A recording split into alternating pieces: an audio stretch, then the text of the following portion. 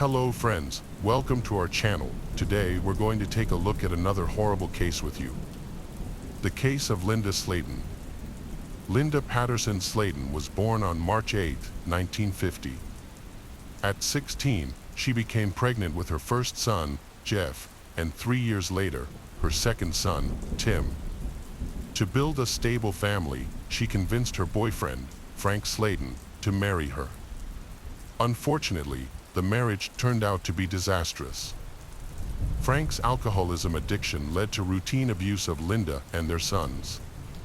Jeff and Tim remember their father's violent behavior, which was triggered by his drinking. The abuse was so severe that Linda considered divorce, and in 1974, she finally escaped the toxic marriage. After 9 tumultuous years, Linda divorced Frank and started a new life as a single mother to her 2 teenage sons. Despite financial struggles and limited resources, she worked hard to provide for her family and be a caring presence in her sons' lives. Without a car, Jeff and Tim often walked to school or relied on others for rides. Jeff and Tim loved playing football, but they didn't have a ride to practice, so their coach, Coach Joseph, would often give them a lift to and from their home. Around the same time, Linda was preparing her home for her mother's visit. She wanted her mother to move in, hoping her presence would help tidy up the house and make it feel more welcoming. Linda's sister Judy would often visit her, and they would spend their time chatting over coffee. However, on September 4, 1981, Judy arrived at Linda's apartment around 8:30 a.m. to find something shocking. The night before, on September 3, 1981, Jeff had come home from football practice to find no food, so he went to his grandparents' place. He returned home around 9:30 p.m. to find the house empty. Later, around 11:30 p.m., Linda and her younger son Tim came home. Linda had been at a neighbor's place playing cards, and before that, she had done some household chores.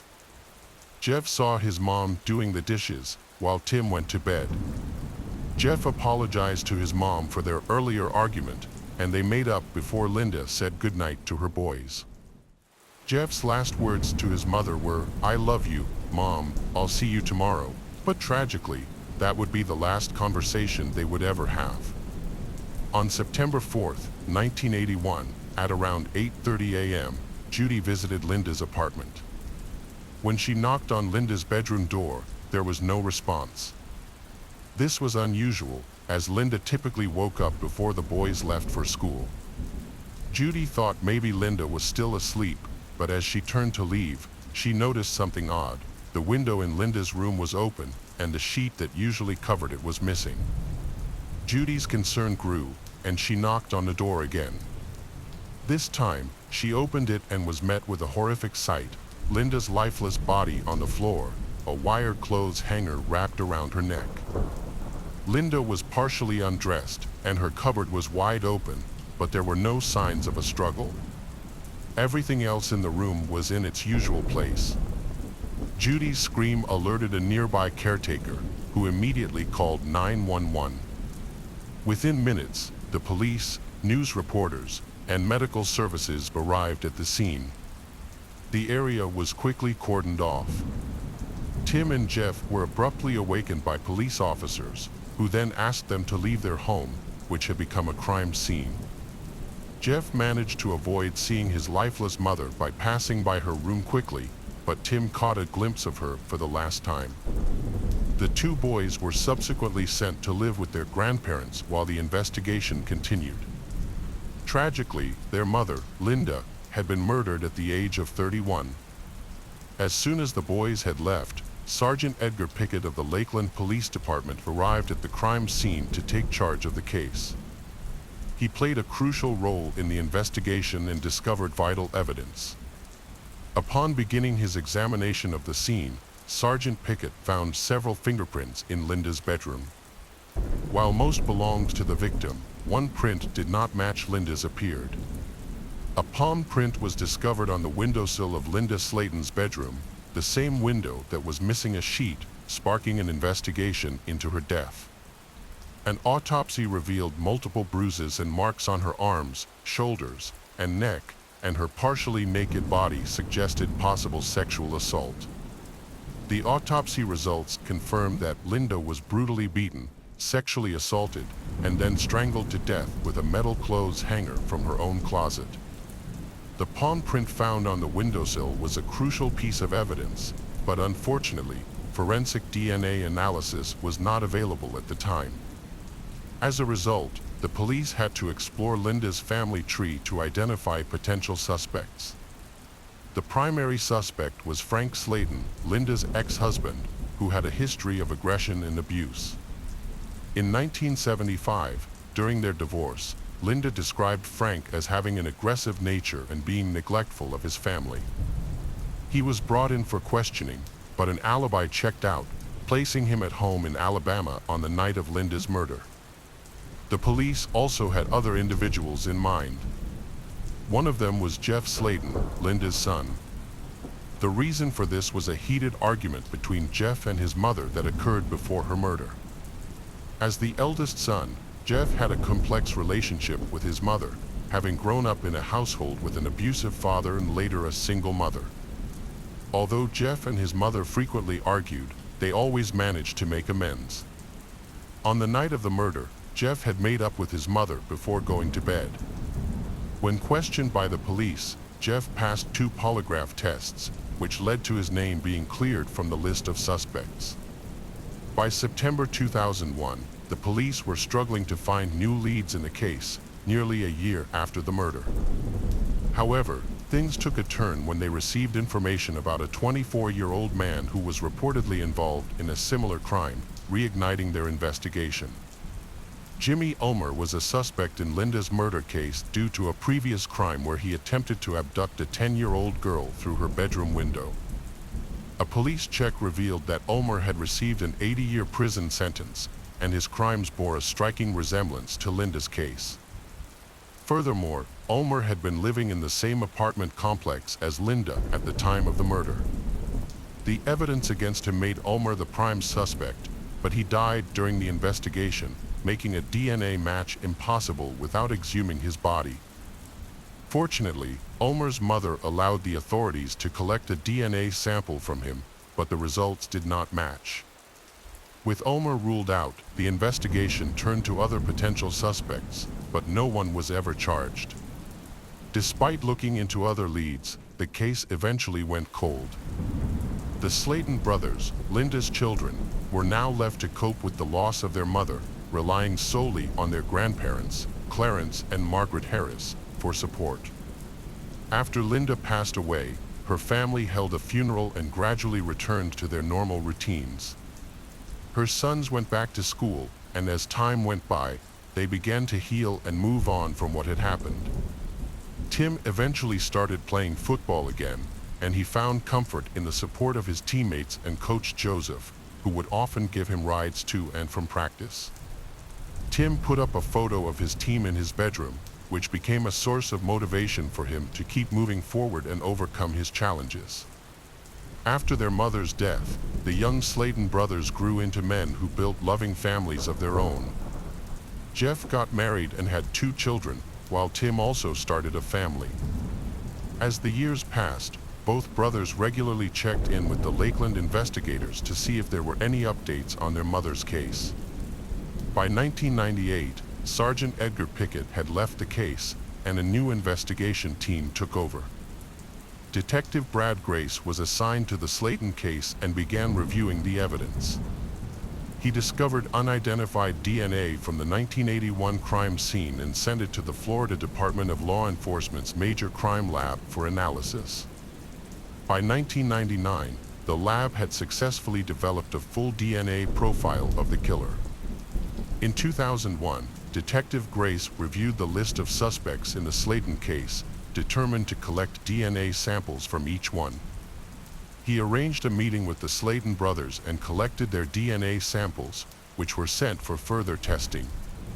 However, the results revealed no match with the DNA profile of the suspected murderer.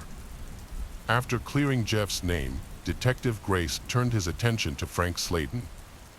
Frank had since quit drinking and appeared to have overcome his aggressive tendencies, even reconnecting with his sons, Tim and Jeff. Frank agreed to submit his DNA for testing, but it did not match the DNA profile. Detective Grace attempted to find a match for the unidentified DNA profile by submitting it to the FBI's National DNA Database in 2005. Over the years, he eliminated dozens of suspects through DNA evidence, but he retired in 2015 after 17 years on the case. The case was then assigned to new detectives, Tommy Hathcock and Russell Hurley. Detective Tommy made a significant breakthrough in the investigation 3 years in, when they discovered that the Florida Department of Law Enforcement had developed a cutting-edge technology that could help identify unidentifiable DNA. She immediately sent the unidentified DNA from the Slayton case to a genetic genealogist, who uploaded it to a public genealogy website called GMatch. The website, run by Moore, produced a list of people who shared DNA with the killer. Moore then used birth certificates, marriage certificates, obituaries, and social media to build a genetic family tree. As she dug deeper, she created 3 branches of the family tree that led to a single individual who was likely responsible for Linda Slayton's murder. The DNA profile and family tree pointed to one person, Joseph Clinton Mills, also known as Coach Joseph. In a shocking twist, it turned out that Joseph was a familiar face to the Slayton family. His picture even hung on Tim's bedroom wall, with Joseph standing just above Tim's shoulder. Upon learning the killer's name, detectives Tommy and Russell began investigating Joseph Mills' background. They uncovered a history of crimes, including grand theft committed through forging a will. Although Joseph was never charged for this crime, the police had collected his palm and fingerprints. Significantly, a palm print matching Joseph was found on the windowsill at the crime scene by Sergeant Edgar Pickett. The family of the deceased might finally find closure in a cold case that had been open for over 40 years. To confirm their suspicions, investigators compared the palm prints taken from Linda Slayton's windowsill in 1981 to the suspect's palm print and found a match. However, they still needed to compare a recent DNA sample from the suspect to the DNA evidence from the Slayton case. To do this without alerting the suspect, detectives decided to obtain his DNA for testing without his knowledge. To gather evidence, investigators took garbage bags from Joseph Mills's house and searched them at the police station for items that could contain his DNA. While sorting through the trash, they found a piece of medical adhesive tape in one of the bags and sent it to the crime lab for testing. As they awaited the DNA results, the detectives looked into Joseph's private life. He was a 58-year-old married man with children and grandchildren who had spent most of his life in Kathleen, Florida, just 30 minutes from the crime scene. 2 weeks later, the crime lab results came in, revealing that the unknown DNA found at the scene matched the DNA on the medical adhesive tape. In December 2019, detectives arrested Joseph and brought him in for questioning. It was discovered that Joseph was only around 20 years old when he committed the crime in 1981. Police had spoken to him over the phone just a day after the murder, but Joseph had told investigators that he had dropped the victim off after football practice on the night of September 3, 1981, the evening before the murder. The police did not initially suspect Joseph, but he eventually became a person of interest. During questioning, Joseph claimed that Linda Slayton had invited him over for consensual sex. However, investigators thought this was a fabricated story. They suspected that Joseph had actually targeted Linda before the night of the murder, partly because he had frequently given her son, Tim, rides to and from football practice, and also because he had been seen lingering around the Slaytons' residence. According to Joseph's statement, on the night of September 3, 1981, after dropping Tim off at his house after football practice, Joseph returned to the Slaytons' residence when no one was home. He broke in through Linda's bedroom window and hid in her closet until she went to bed. Once she was asleep, Joseph emerged from the closet, beat, sexually assaulted, and ultimately strangled Linda using a wire hanger from her closet. Joseph Mills was found guilty of first-degree murder and sexual battery. During his sentencing, family members of the victim, Linda Slayton, confronted him and demanded to know why he committed the crime. However, Joseph failed to provide any explanation or apology, simply stating, "I am a good person." The judge sentenced Joseph to life in prison without the possibility of parole. Although the Slayton family found some comfort in knowing that Joseph will spend the rest of his life behind bars, they were still outraged that he was able to live freely for so many years while they suffered without their mother. Tim, Linda's son, was particularly shocked by the revelation. Joseph had been a role model and coach to him, and Tim had looked up to him. However, it turned out that Joseph had been playing a sinister game. He would often ask Tim about the progress of the case, pretending to show concern, while secretly trying to gather information and avoid suspicion. Joseph would ask about new leads and news, but Tim had no idea that the killer was standing right in front of him. Even today, Tim does not believe that the person he trusted most was actually his mother's killer. In fact, he says he had the killer's picture in his home for years without ever suspecting anything. Jeff, still grieving, often wonders how life would be different if Linda were still alive. Despite the traumatic experience, Tim and Jeff have remained very close. They often visit their mother's grave together, and Jeff never fails to light a candle on the anniversary of her death. The case of Nicole Loeb. On August 19, 2014, at 5 p.m., the Portland Emergency Services received a distress call from a man reporting a woman stabbed in the chest at the Timber Creek Apartments. The victim, who was still alive but struggling to breathe, needed immediate medical attention. The eyewitness requested an ambulance be sent to the scene as soon as possible. When paramedics arrived, they found the victim. Despite the paramedics' best efforts, she succumbed to her injuries. Before passing away, she shared crucial information. The man who made the 911 call explained that he and his wife were walking down the stairs towards the parking lot when they heard a scream. He looked to his right and saw a woman running towards them, crying out, "He stabbed me! He stabbed me!" The victim told them that she didn't know her attacker, but described him as wearing camouflage pants and a black hoodie. The manager of the Timber Creek Apartments identified the victim as 29-year-old Nicole Loeb, a leasing consultant who had been working at the complex for a few weeks. On August 19th, Nicole was driving a golf cart to deliver lease renewal letters to residents, along with a balloon and a popcorn package. She marked each apartment on a map as she made the deliveries. The investigation revealed that the attack likely occurred in a specific stairwell at Timber Creek, known as Breezeway. This conclusion was based on Nicole's notations and the map she had marked.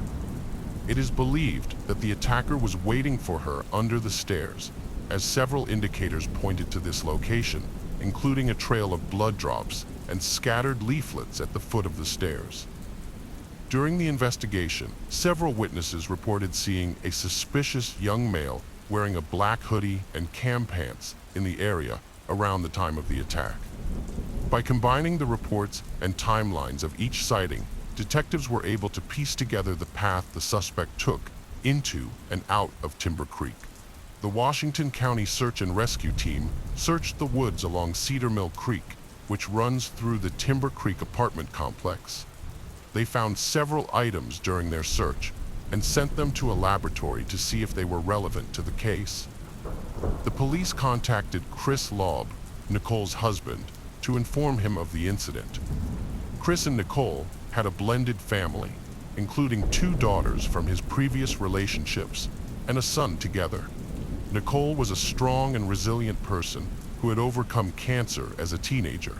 She developed a passion for fitness and bodybuilding and competed in several events.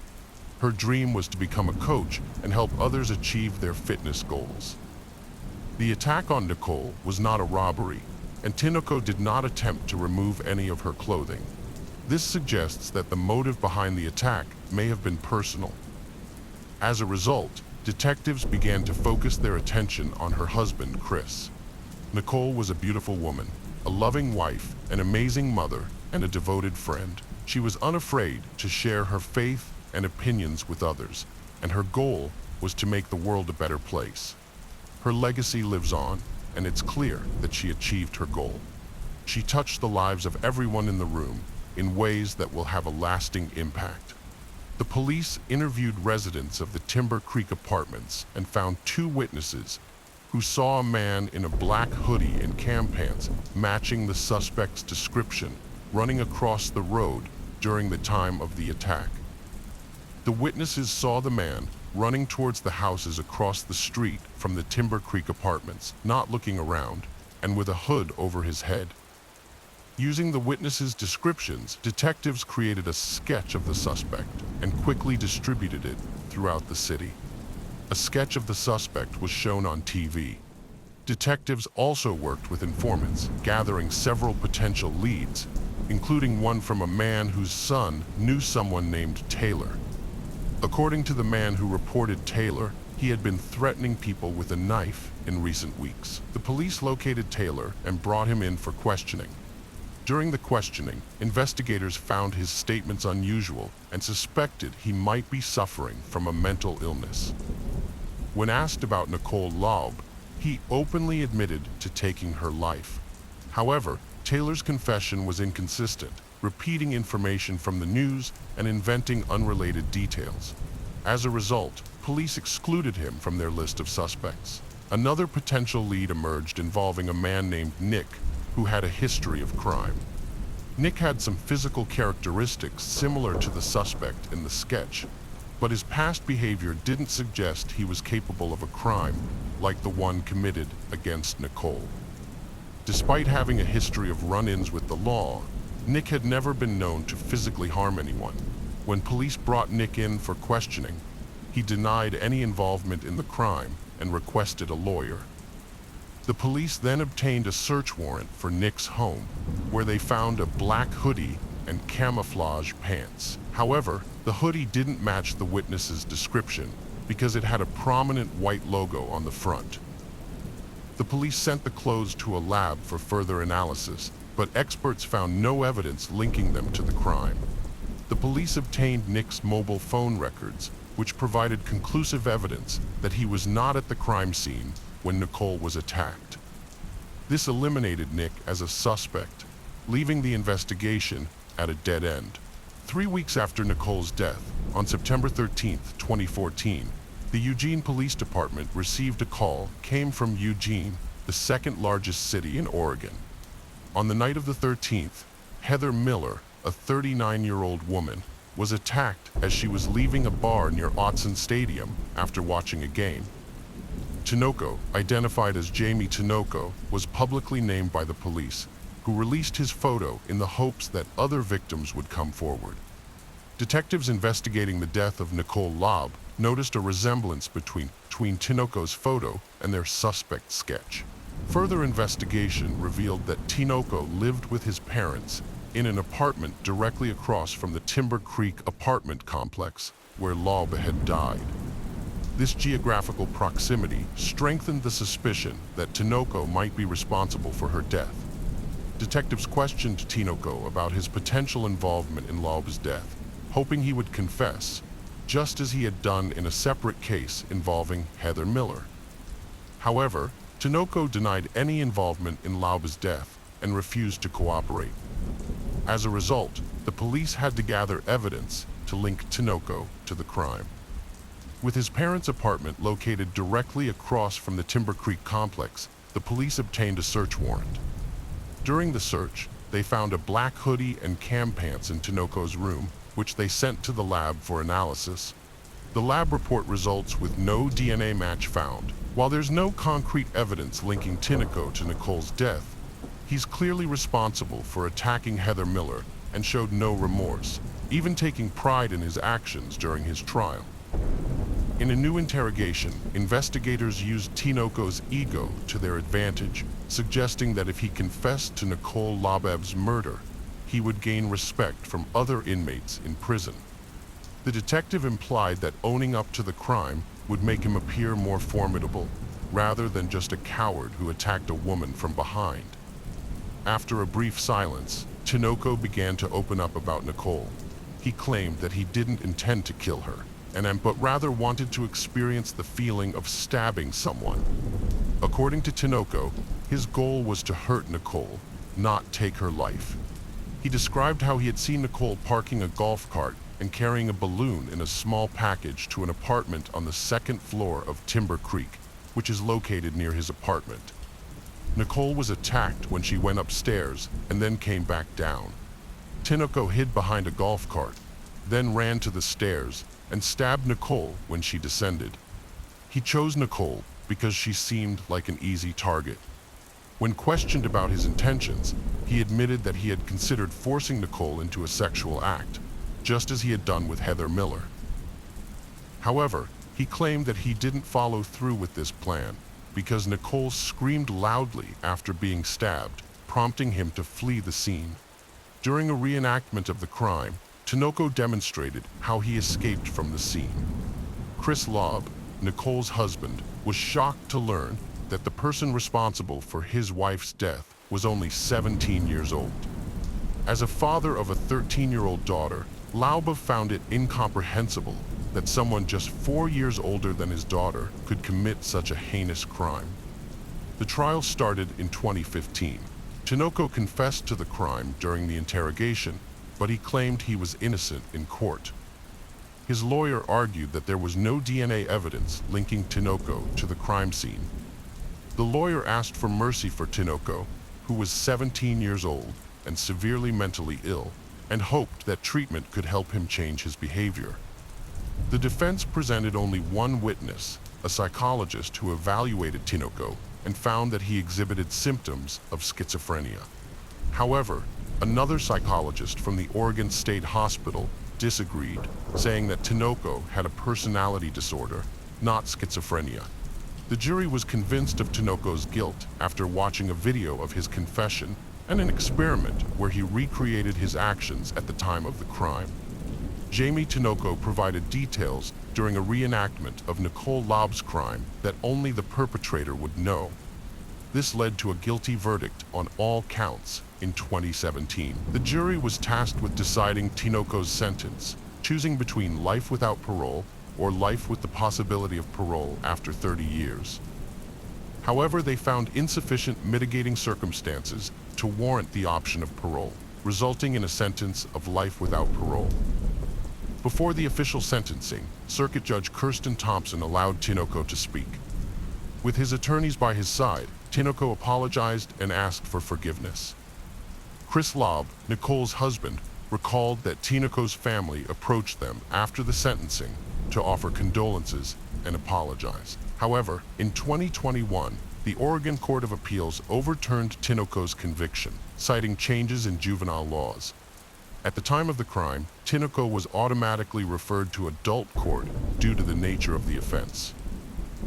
New reforms now allow for offenders between 15 and 17 years old to be tried in juvenile court, rather than being automatically referred to adult court. A new law requires prosecutors to request a hearing to decide if a juvenile's serious crime case should be moved to adult court. This change affects the overturned conviction of Tinoco in the Nicole Laub case. Although Tinoco remains in prison, his defense may try to reduce his sentence if he's retried and reconvicted. The case of Smith family. George, from a happy family in Greenwich, Connecticut, grew up with his father's liquor store as a central part of his life. After studying business at Babson College, George worked in Boston as a data mining analyst, but his true passion remained the family business. So, he eventually returned home to learn the ins and outs of the store from his father. In 2002, George met Jennifer, also from Connecticut, at a friend's reunion. Jennifer had just started her teaching career as an elementary school teacher. The couple fell deeply in love, and George's parents were overjoyed with his choice. 3 years later, in 2005, they decided to tie the knot and start a new life together. They got married at Castle Hill Inn in Newport, Rhode Island, with the ocean as a stunning backdrop. The honeymoon cruise that followed was meant to be a relaxing and joyful experience. However, it turned out to be a mysterious and frightening journey that filled them with uncertainty. George and Jennifer met Josh, a 20-year-old from California, and another couple on a cruise ship. Josh quickly became friends with George, and on July 1st, the group decided to spend the day together on land when the ship reached the Italian coast. They had an amazing time exploring the island, trying local food, and creating unforgettable memories. That evening, George and Jennifer met up with their friends again on the ship and decided to have a fun night, enjoying appetizers and drinks before heading to the casino. George and Josh played craps while Jennifer played poker. Although they lost a significant amount of money, they didn't regret it, joking that it was part of their honeymoon. The last time George was seen on video was leaving the casino around 2:30 a.m. Tragedy struck on the morning of July 5th, 2005, on the Greek island of Mykonos. George, 26, vanished. The ship's captain searched the cabin where strange footprints were found, as well as the deck, but George was nowhere to be found. The available evidence suggested that something serious had happened, possibly involving violence. The news spread quickly, causing alarm among the passengers. Deck 7 was sealed off, and no one was allowed in or out of their cabins. After discovering blood, it was assumed that George and Jennifer had mysteriously disappeared. The senior officer took charge of the investigation, searching their stateroom for clues. One possibility was that George might have fallen overboard. Meanwhile, the search for the young couple continued. By 10 a.m., Jennifer was found where she was having a pre-booked massage. She seemed surprised and concerned, claiming to be unaware of her husband's whereabouts and that she hadn't seen him since the previous night. She revealed that when she woke up that morning, her husband wasn't there. But she didn't search for him, assuming he was with friends or in another cabin. At noon, Turkish authorities arrived on board to begin an investigation, and the ship's captain reassured the anxious passengers, expressing hope that the situation would be resolved soon.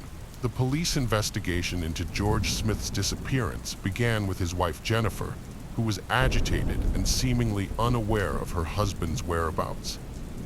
She told them that men in white uniforms from the Royal Caribbean had come to her door, saying George might have fallen overboard.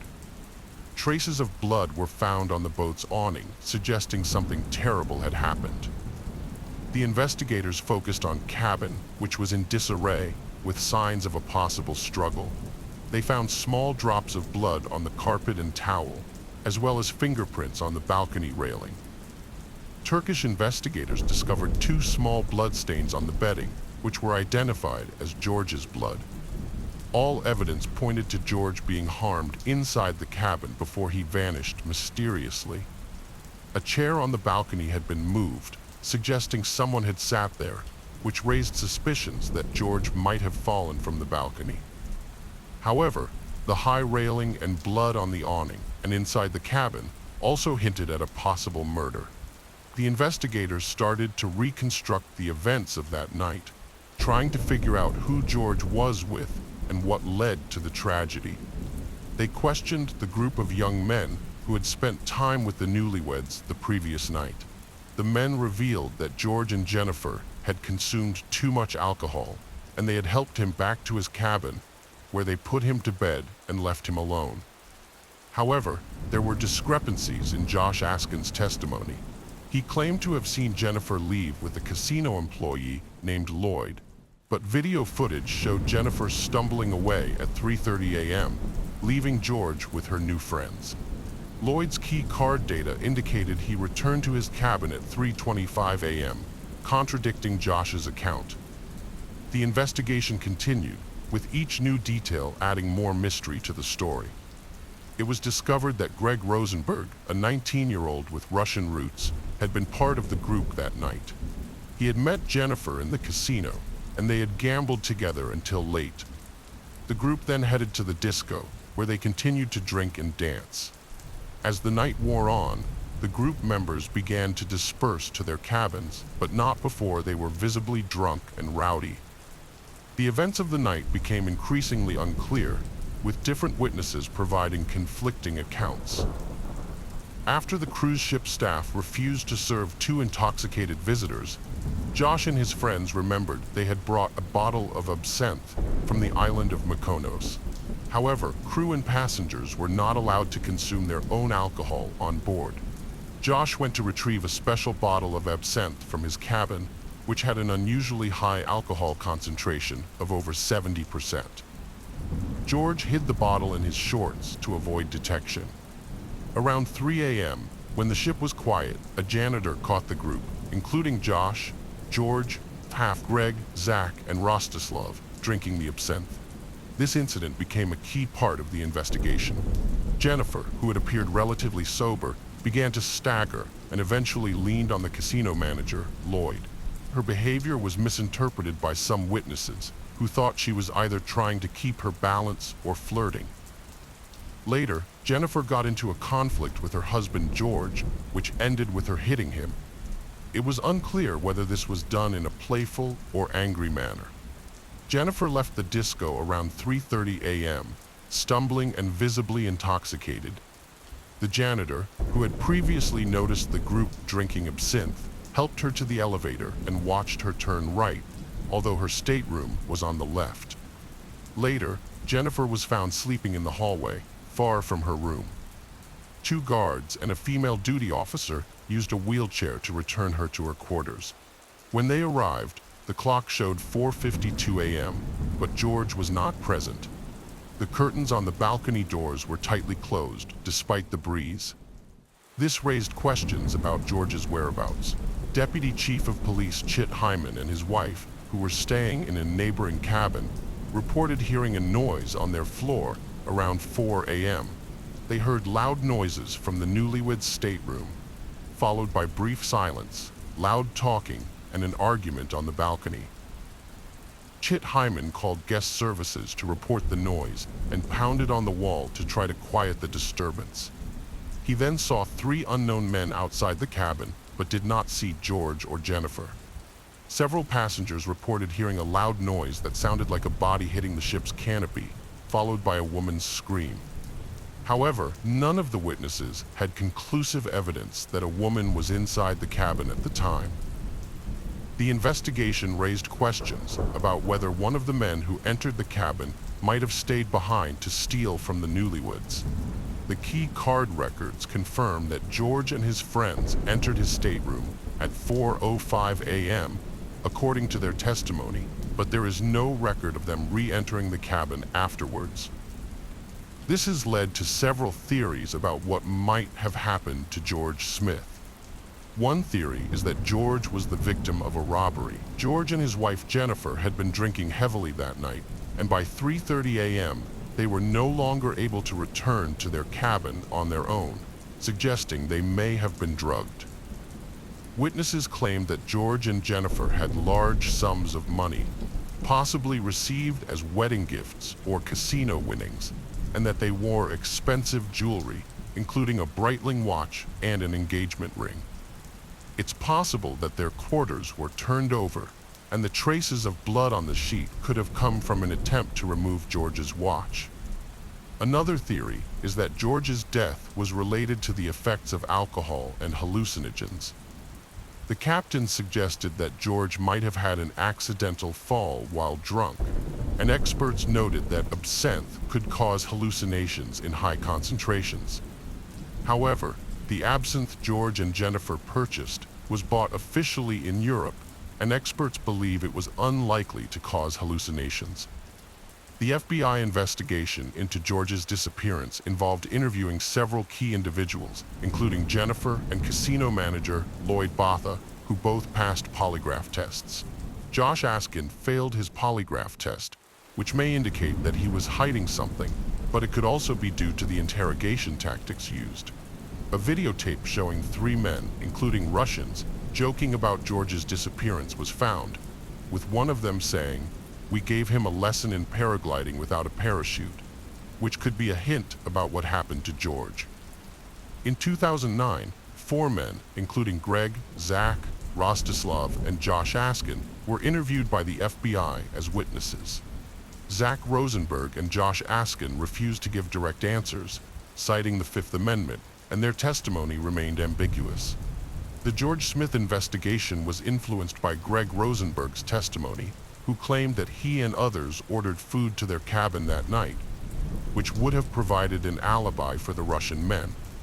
However, there are contradictions to this claim, as ship records do not support the order, and the cabin's delivery service was blocked the day before. Furthermore, the staff was instructed not to provide service to them that night. Greg Rosenberg's account of the relationship between George and Jennifer was also unclear, as he claimed it was difficult to determine due to heavy alcohol consumption. He emphasized that everyone in the group was highly intoxicated, making it impossible to draw conclusions about their relationship. However, there are contradictions in Greg's testimony, as Josh Askin stated that Greg left the cabin after ordering food, which Greg denied. These contradictions added complexity to the investigation, requiring further verification and fact-finding. Greg claimed that he had no information about Jennifer or Lloyd Botha's involvement in George's disappearance, but believed that the event was not accidental. He hinted that something significant happened that night that would eventually be revealed. Sadly, Greg Rosenberg was murdered in 2019, and his death remains unsolved, with police investigating a possible link between his murder and George's death. The Smith family persisted in demanding the truth and justice, but their efforts yielded little results.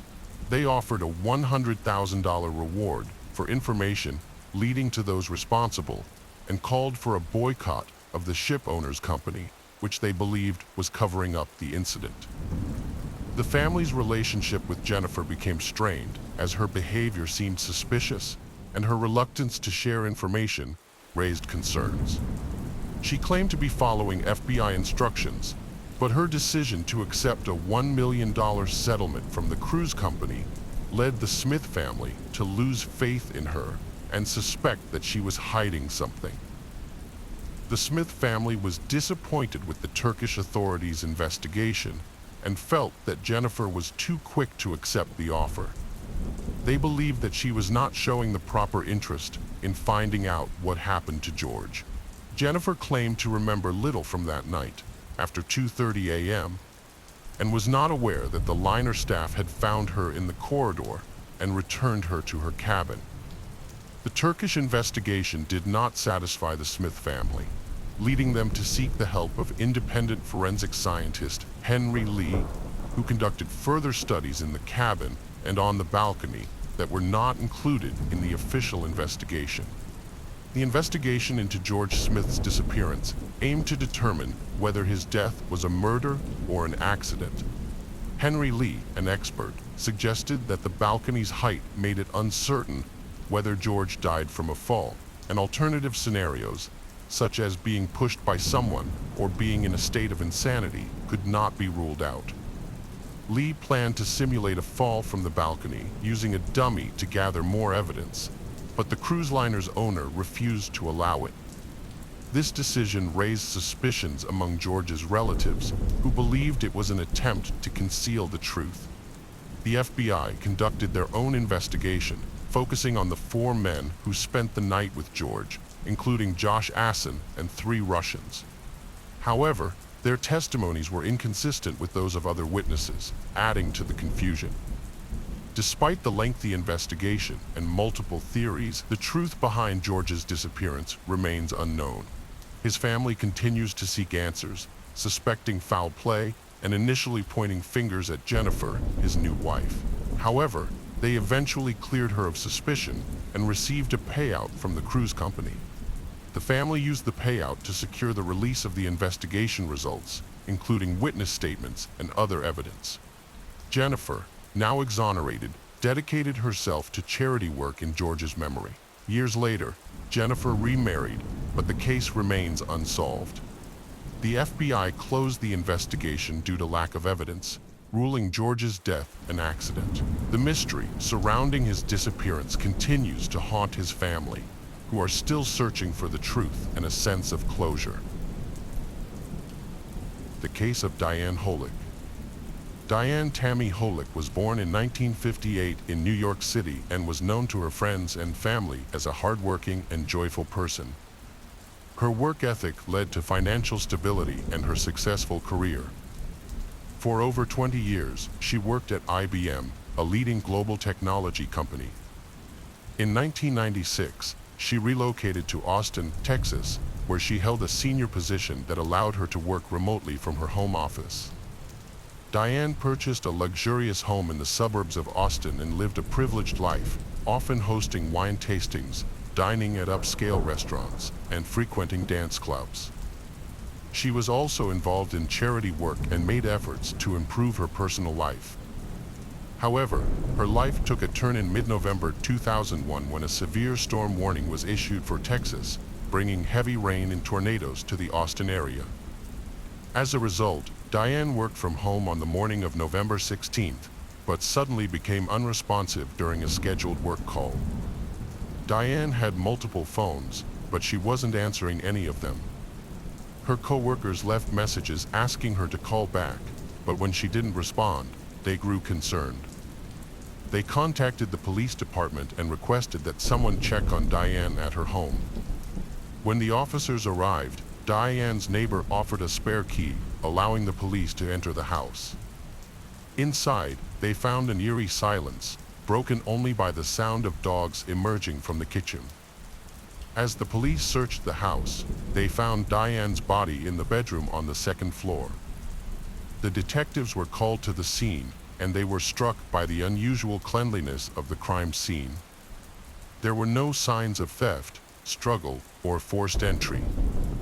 Diane's body was fully dressed and lying next to her bed. The detectives quickly realized that they were dealing with a crime. The investigation revealed distinct strangulation marks on Diane's neck, likely caused by a rope or similar object. Her wrists also showed signs of being bound with cable ties. The cleanliness of the house, the lack of stolen valuables, and the absence of forced entry led the detectives to believe that Diane's killer was someone she knew and trusted. They suspected that the killer was someone she had let into her home voluntarily. An investigation into Diane's death revealed no signs of forced intimacy, but detectives did find suspicious dark spots and red stains on the carpet near the bedroom entrance.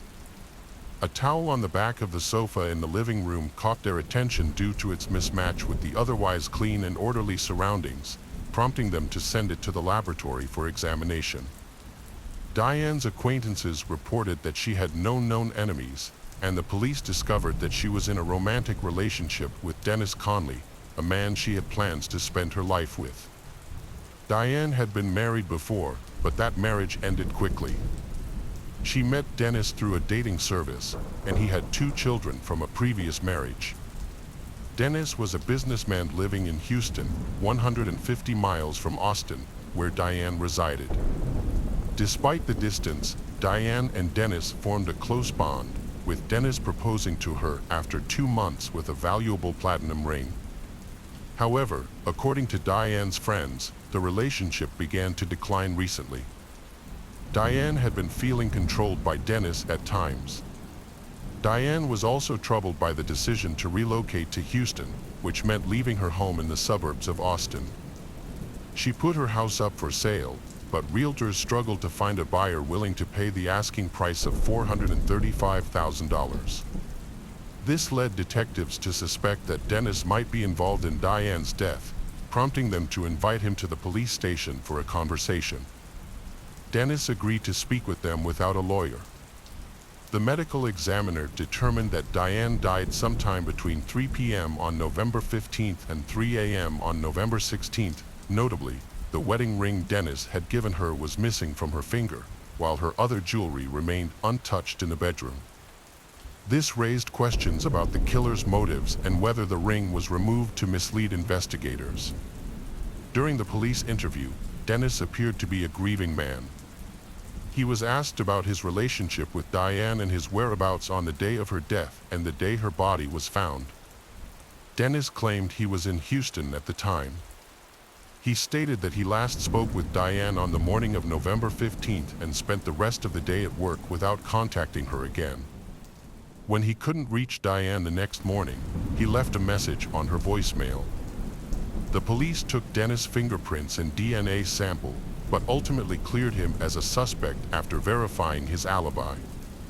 He had not left the city, so the detectives had to expand their search for a new lead. Further inquiry revealed that an unknown man had inspected Diane's house a few days before her death, claiming to be a potential buyer. He had planned to return with his wife to make a joint purchase decision. This clue became a top priority for the police, who began questioning the owners of properties for sale in the area, hoping that someone may have seen this mysterious buyer. Several women in the area reported that a suspicious man had visited their homes around the time of Diane's murder. He, described as being 35 to 45 years old with a large nose and dark hair, had arrived unaccompanied by a real estate agent. 6 of the women refused to let him in, but one allowed him to enter and view her home. She who let him in reported that he acted strangely, showing no interest in the layout of the house or its features. Instead, he specifically asked to see the bedroom on the second floor. When she became uncomfortable and asked him to leave, he introduced himself as Walter Miller. The police searched their databases for anyone matching the name Walter Miller, but the individuals they found did not match his age or appearance. A forensic artist created a sketch of the suspect based on the women's descriptions. Diane's killer removed the cable ties that had bound her hands, but the rationale behind this action is unclear. Did he know his victim personally?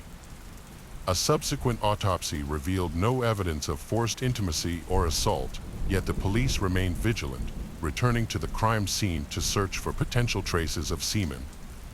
However, these efforts yielded nothing. A police sketch of a potential suspect in the Diane Holick case was broadcast on the evening news, urging anyone who recognized the person to come forward. One of the few leads investigators had was a towel from Diane's house with a few short hairs on it. But the hairs were rootless, making it impossible to obtain a complete DNA sample. A woman contacted the police after seeing the sketch and reported a similar encounter. She and her husband had put their house up for sale 6 months prior, and a man had come to visit, claiming he wanted to buy the house for cash and needed to see it first. However, she refused to let him in, and he left. 2 months later, the same man returned to her doorstep and introduced himself as Jim Taylor. She was home alone with her young daughter, as her husband had just left for work.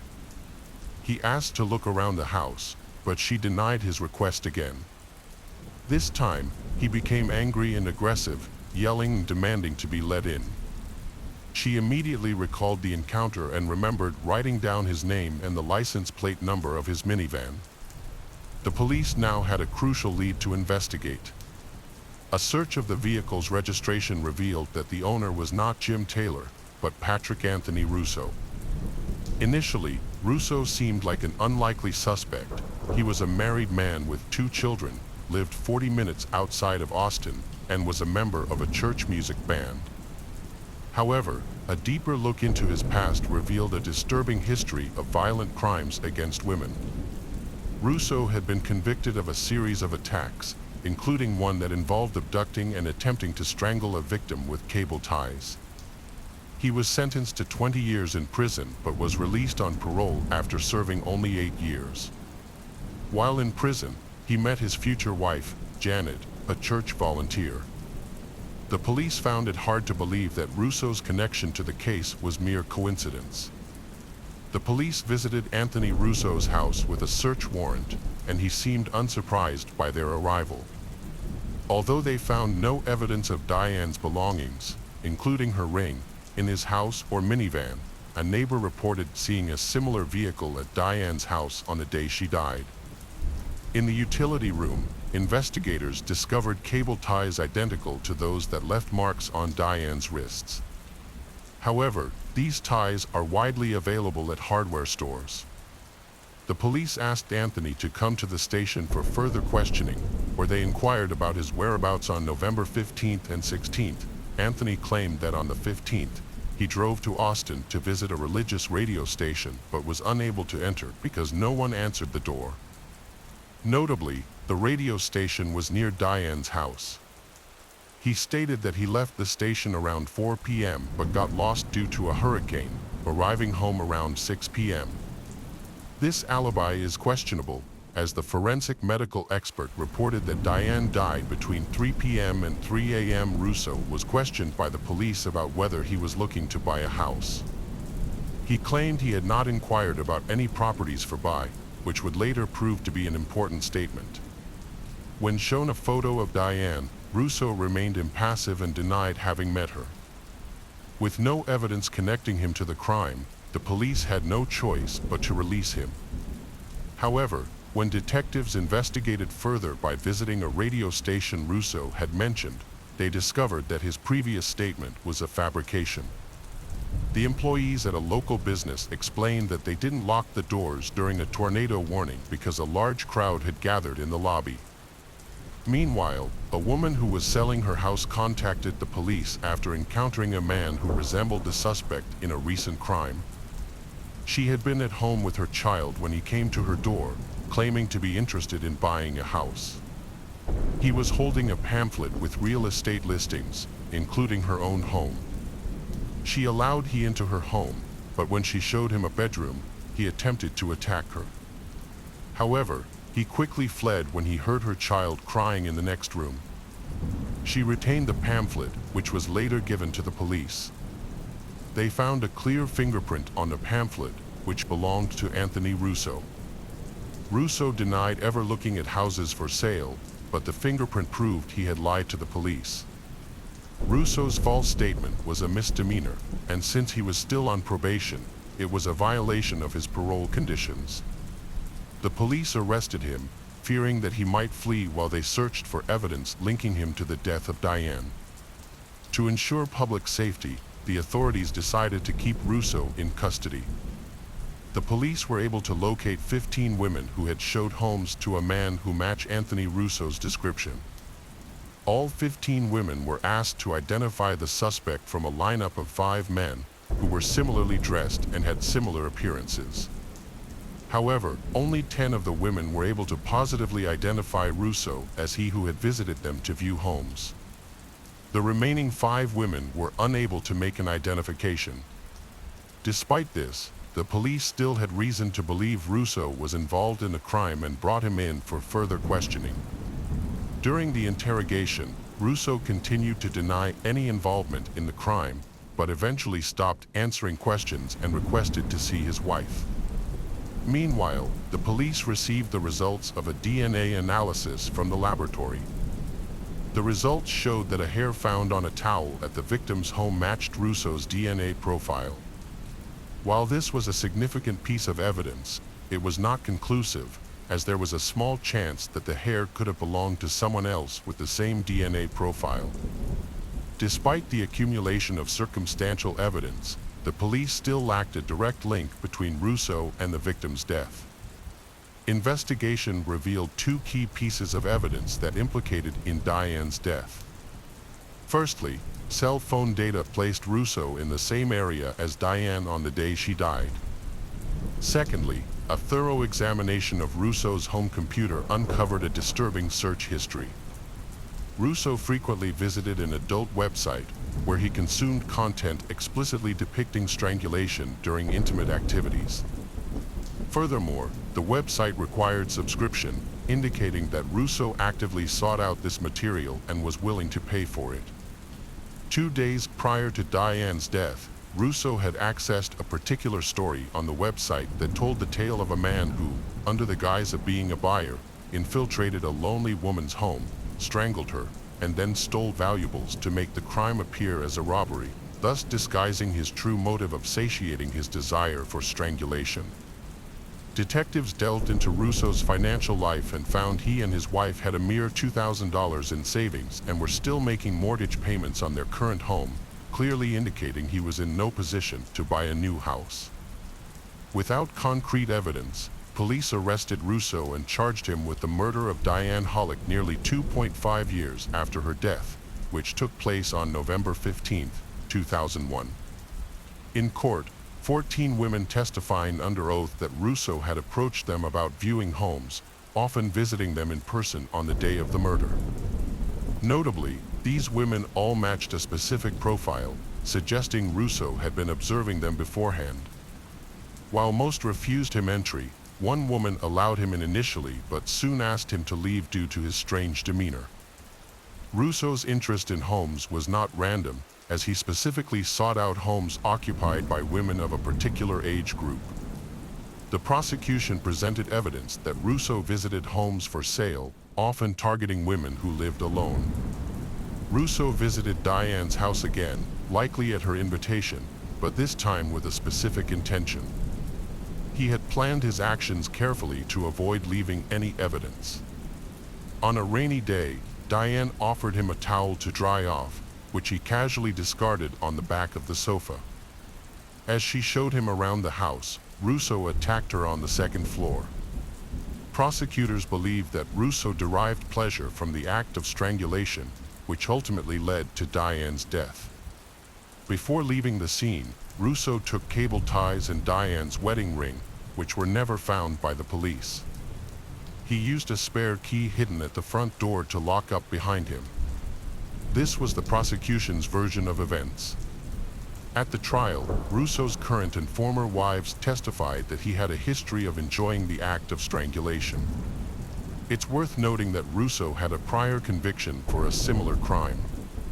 After deliberating for 11 hours, the jury found Patrick Anthony Russo guilty. He was sentenced to life in prison, but never admitted to his guilt, despite his history of similar crimes. Russo will become eligible for parole again and can submit his initial petition in 2044.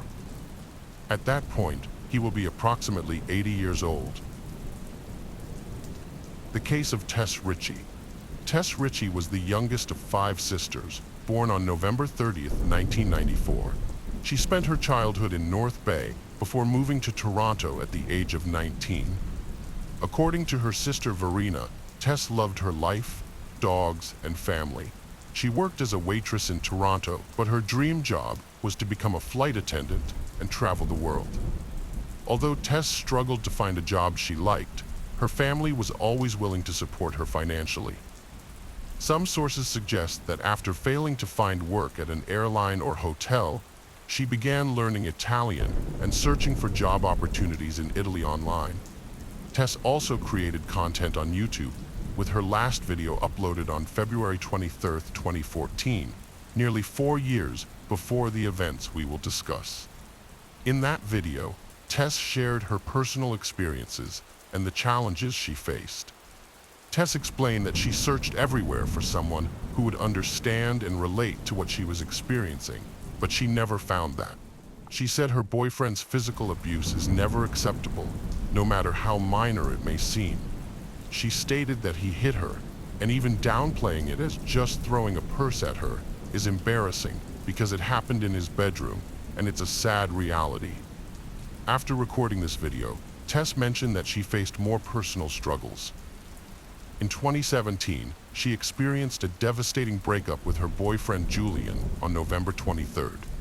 The next day, she turned to her older sister Rachel, who was not only 8 years older, but also her closest confidant. Tess recounted that she spent most of November 24th at Rachel's house in Toronto, where they discussed her breakup, went shopping, and visited a dog park. Rachel had to encourage her to eat dinner because she had lost her appetite due to stress. Despite her emotional state, Tess made plans to meet an old school friend, Riley Samar, that night.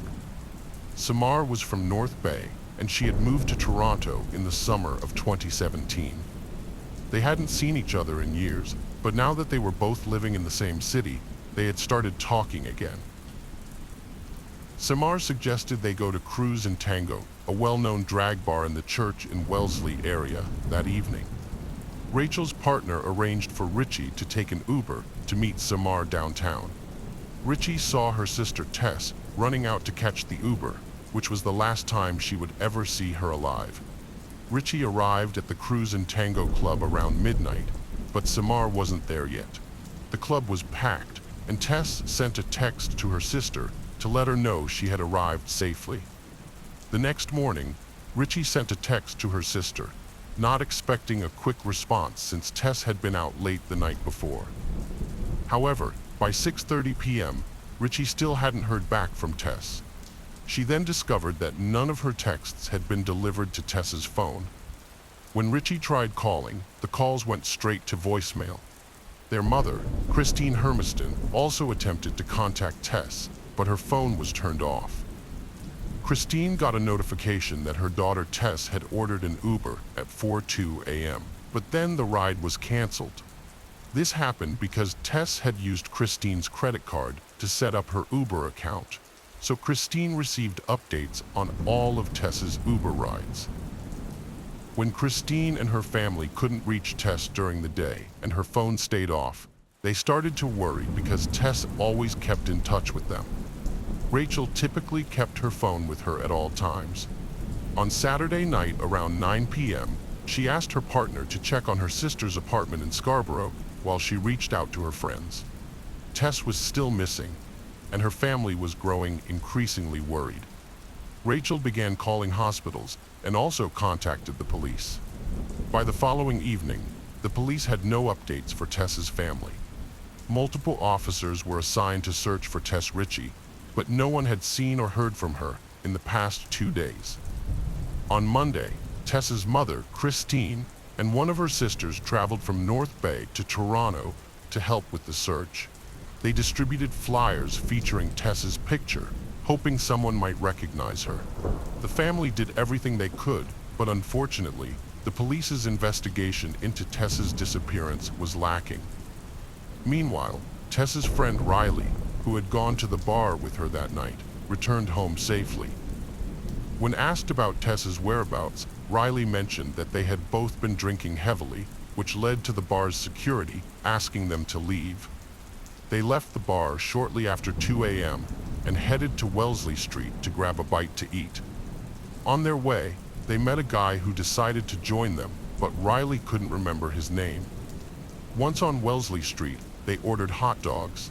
Tess asked for a vegetarian hot dog, which led to a disagreement with the vendor. Tess thought she received a meat hot dog, and Riley noted that Tess accidentally sprayed mustard all over the vendor's cart. After that, Tess, Riley, and their new companion ran to Dundonald Street. There, they encountered a woman named Michelle on her porch and struck up a conversation that lasted about 20 minutes. Tess confided in Michelle about her recent breakup and how difficult it had been for her. Michelle offered her support, and they even exchanged phone numbers. Michelle observed that Richie seemed to be trying to enjoy himself, but when she looked into his eyes, she noticed a deep sadness. The breakup with Julian seemed to be affecting Riley heavily. Riley reassured her that things would improve and encouraged her to stay strong. At 4 a.m., Riley got a text from her boyfriend asking her to come home. She said goodbye to Tess and headed towards Yonge Street before going home. Tess felt let down that Riley had left so early. At 4:02 a.m., she ordered an Uber, suggesting that she decided to go home too after Riley left. The Uber driver arrived at 4:14 a.m., but Tess was not there. On Wednesday, November 29th, just a day before Tess's 23rd birthday, Christine began handing out flyers with her daughter's picture in the area where Tess was last seen. Since Riley had separated from Tess on Dundonald Street, Christine decided to investigate that area. She reached out to Anne Brazo, a nurse at St. Michael's Hospital, knowing their daughters had been friends since elementary school in North Bay. Together, they began searching for Richie as efforts intensified and social media campaigns aimed to find her. During this time, Brazo made a chilling discovery while looking into the bottom of an outdoor stairwell at a construction site located at 582 Church Street. She immediately recognized Richie's body lying on the concrete. "I was in complete shock, horror, disbelief. I couldn't understand what I was seeing," said Anne, fighting back tears. Feeling frightened, she noticed dust from a nearby gravel pile settled on Richie's body.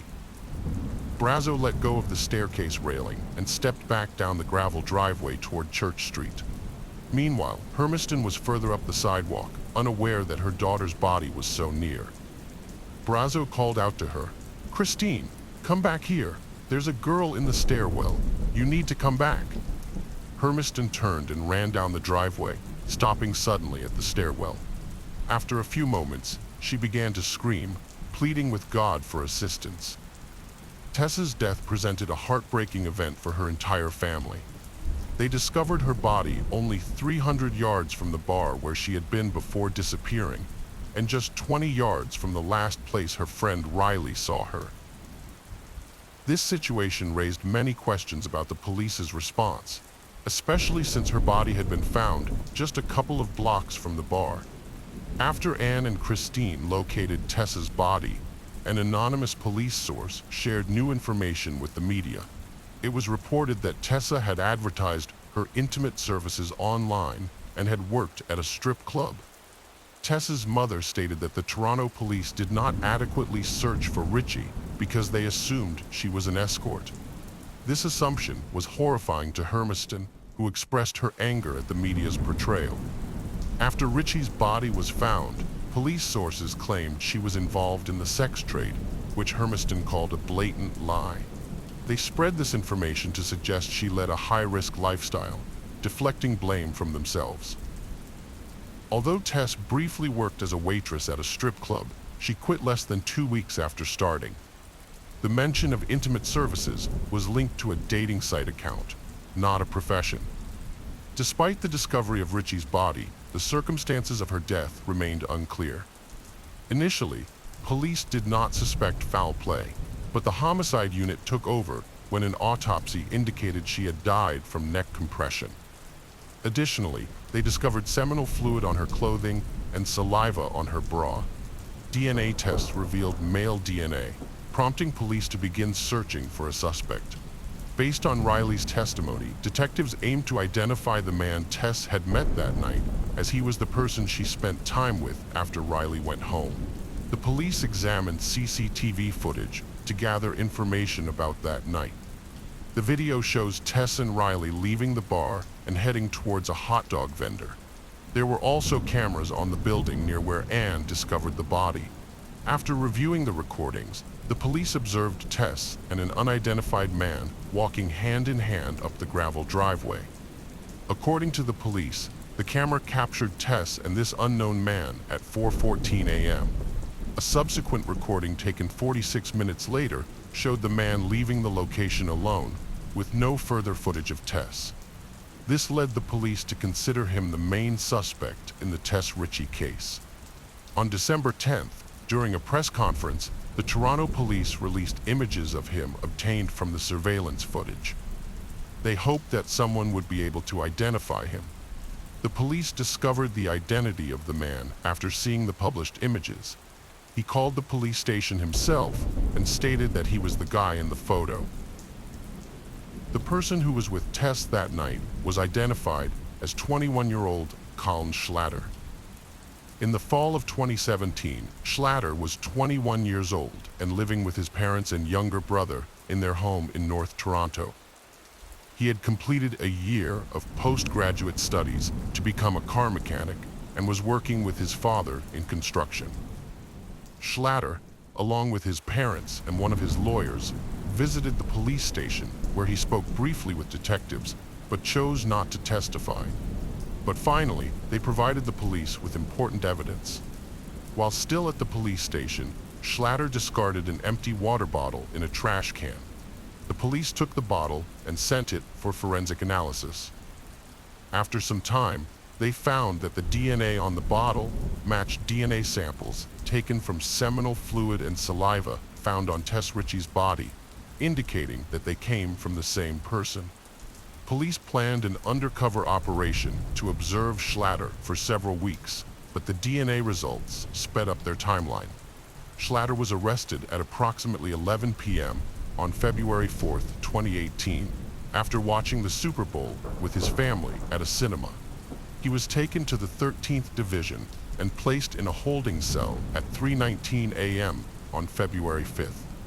Two other men were in holding cells next to him, both of whom were undercover police officers. Schlatter was unaware that he was about to provide them with a significant amount of evidence. The three men were in plain holding cells, each containing a combination toilet, sink, and bed. In the cell, Schlatter discussed his love for card games and claimed he had a knack for attracting women. He bragged about having slept with over 40 women, even though he was only 21. Schlatter did not encounter Tess and her friend Riley on the street. He saw them for the first time in the same bar where he was present. This recording was made just before security asked Tess and Riley to leave the bar. Schlatter also spoke to undercover officers about Tess. Initially, he claimed she was alive when he departed.